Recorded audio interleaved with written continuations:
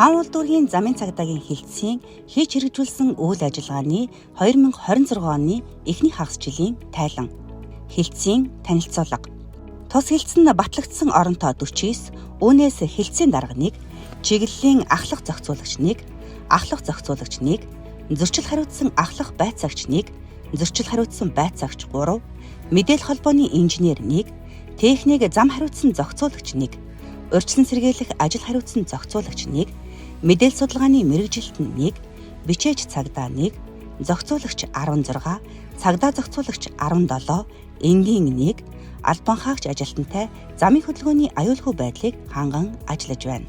Хилцээний үйл ажиллагаанд ашиглагдаж байгаа автомашин техник төхөөрөмж тусгай хэрэгсэл.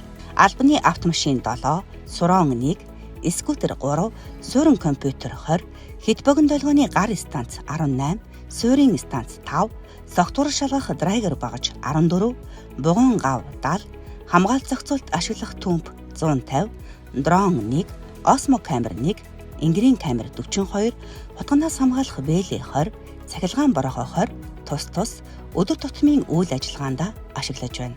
Алба хаагчдыг насны ангилаар нь авч үзвэл 18-аас 25 насны 4, 26-аас 30 насны 10, 31-ээс 35 насны 13, 36-аас 40 насны 8, 41-ээс 45 насны 9, 46-аас дээш насны 1. Ажилласан жилээр нь авч үзвэл 1-ээс 5 жил 12, 6-аас 10 жил 16, 11-ээс 15 жил 5, 16-аас 20 жил 14, 20-оос дээш жил 3. Боловсролоор нь авч үзвэл бүрэн дунд 17, тусгай дунд 4, дээд 25, магистр 3. Удирдлага зохион байгуулалтын хүрээнд хариуцсан дүргийн хэмжээнд хөдөлгөөний аюулгүй байдлыг хангах зам тээврийн осол хэрэг зөрчлөөс урьдчилан сэргийлэх чиглэлээр Монгол Улсын их хурлаас батлан гаргасан хууль тогтоомж, засгийн газрын тогтоол шийдвэр, бодлого чиглэлийг хэрэгжүүлэх ажлыг зохион байгуулж, хууль зүйн дотоод хэргийн сайд, цагдаагийн ерөнхий газрын дарга, тээврийн цагдаагийн албаны даргын тушаал, журмын хэрэгжилтийг хангаж ажиллалаа. Сургалт соён гэгэрүүлэх чиглэлээр цагдаагийн байгууллагын үйл ажиллагааны журам код 116, алба хаагчдыг бэлтгэх, албаны сургалт явуулах журмын хэрэгжилтийг хангах чиглэлээр тус хилцээний алба хаагчдад нийт 12 удаагийн 26 цагийн сургалтыг зохион байгуулан давхарцсан тоогоор 288 албан хаагч хамрагдсан. Соён гэгэрүүлэх чиглэлээр дараах ажил арга хэмжээг зохион байгуулсан.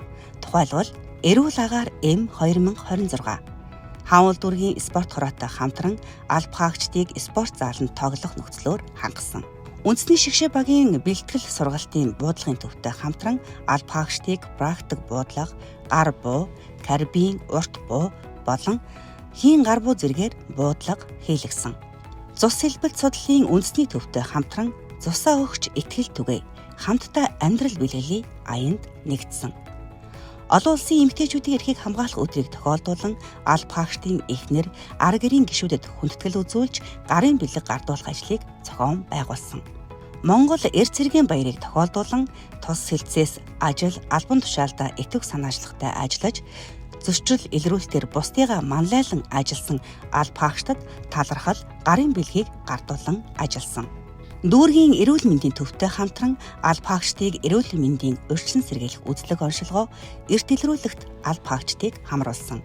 Хөдөлмөрийн аюулгүй байдал эрүүл ахуйн сарыг жил бүрийн 4-р сард тэмдэглэн өнгөрүүлэхтэй холбогдуулан тус дүүргийн 20-р хороо Мишель Экспо төвд зохион байгуулагдсан эрүүл мэнд гоо сайхан экспод тус хилцээний алба хаагчдыг амны хөндийн эрүүл мэндийн үзлэг, хэвлийн эхо, хеликобактер гэх мэт 5 төрлийн үзлэг онцлогоонд хамруулсан.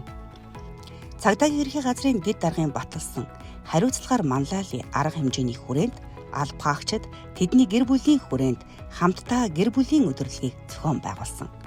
Өдөрлөгт Монгол Улсын гавьяа жүжигчин Иш Дорж Сүрэн, Престийн Mongolians онлайн төслийн гэр бүлийн сэтгэл зүйч Дөвшинбаяр Дүлгөөнаар оролцсон. Хамгаалалт, зохицуулалт.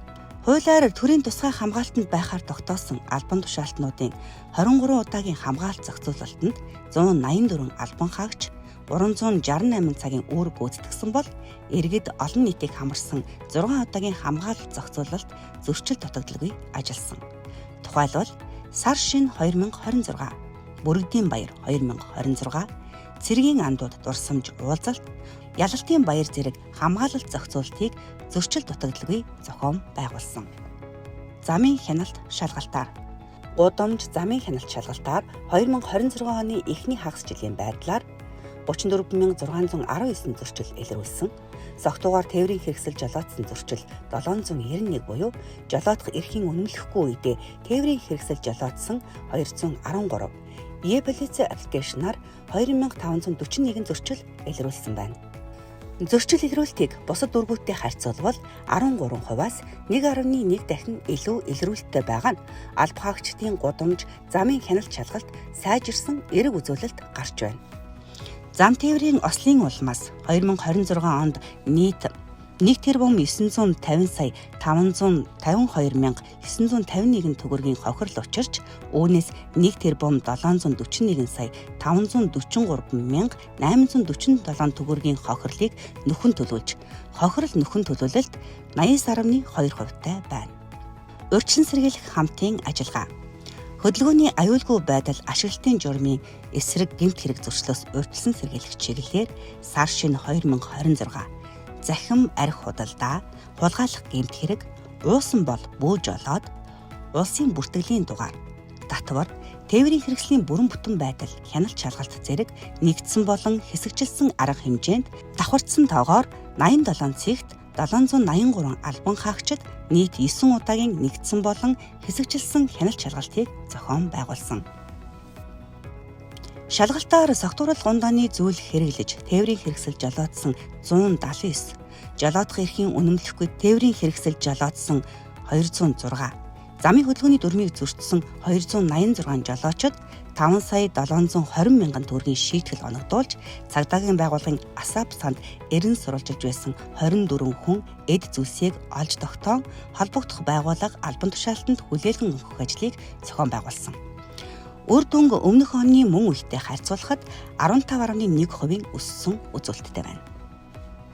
Хэвлэл мэдээлэл олон нийтэд харилцах байгууллагатай хамтран ажилласан талаар зам тээврийн осол хэрэгээс урьдчилан сэргийлэх шалтгаан, нөхцөл, хор уршлыг таниулах, иргэдийн хууль, эрх зүйн мэдлэгийг дээшлүүлэх зорилгоор давхардсан тоогоор өргөн нэвтрүүлгийн телевиз 3, сайт 5, радио 3, нийт 11 төрлийн мэдээллийг өгч, тус албаны захин пэйж хуудсанд 2 постер, 8 контент, 2 рил, бусад 2, нийт 14 мэдээлэл бэлтгэсэн нь 3,215,710 хүнд хүрсэн нь өнгөрсөн оны мөн үетэй харьцуулахад 61.1% өссөн эерэг үзүүлэлттэй байна.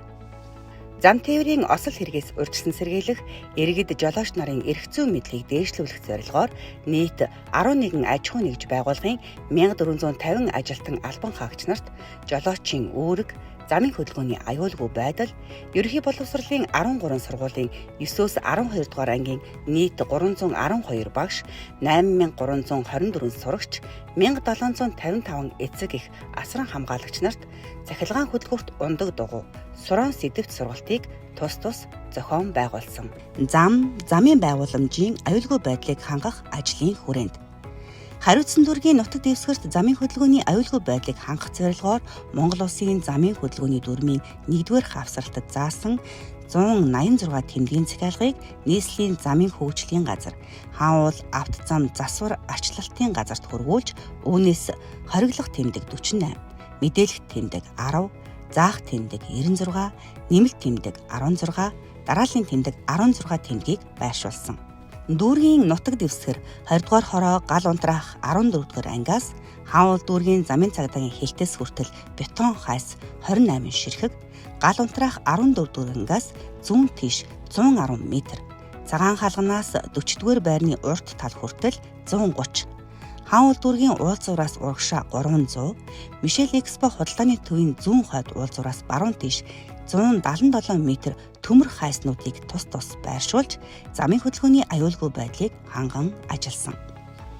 Мөн тус дүүргийн 1-р хороо, дунд голын гудамж, инх тайвны гүүрний доод хэсэгт зам тээврийн хэрэг осол ихээр үйлдэгдэг байршилд 3 цэгт 8 гэрэлтүүлэг байршуулж, замын хөдөлгөөний аюулгүй байдлыг ханган ажиллаж байна. Алба хаагчдын ажиллах нөхцөл бололцоог дээшлүүлэх, ажлын ачааллыг бууруулах чиглэлээр Алба хаагчдыг ажиллах нөхцөл бололцоогоор хангах зорилгоор 2026 онд хаан уул дүүргийн гэмт хэрэгээс урьдчилан сэргийлэх ажлыг зохицуулах салбар зөвлөл дүүргийн засаг даргын тамгын газартай хамтран А-5, А-27, А-71 дугаартай захирамжийн дагуу 4 төрлийн 13,311 мянган төгрөгийн төсөв хөрөнгийг шийдвүүлсэн.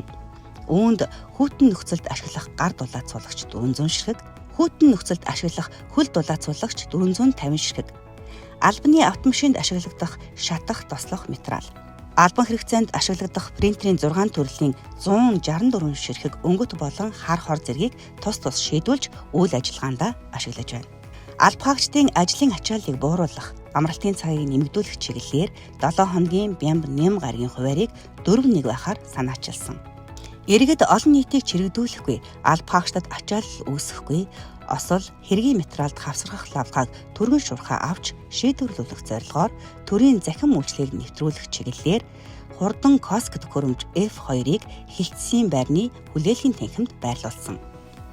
Цагдаагийн байгууллагаас зохион байгуулсан сар шин 2026 тээврийн хэрэгслийн улсын бүртгэлийн дугаар зэрэг нэгдсэн болон хэсэгчилсэн арга хэмжээнд итгэвч зүтгэл гарган хамт олон бусдыгаа манлайлж ажилласан алба хаагч нарт нэг өдрийн цалинтай чөлөө олгон алба хаагчдыг албандаа итгэн итгэл үнэмшил урам зориг сэргээх зохион байгуулалтын арга хэмжээ авч ажиллалаа.